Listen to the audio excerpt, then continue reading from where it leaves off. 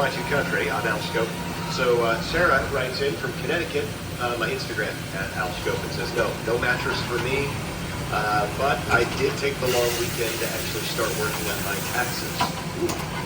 You know, if you're expecting a refund, why wouldn't you want to get it done early and get that refund check, right? So good for you, Sarah, and anyone else who's gotten a jump on that. Not me yet. John Parton, it's today's track. It's off.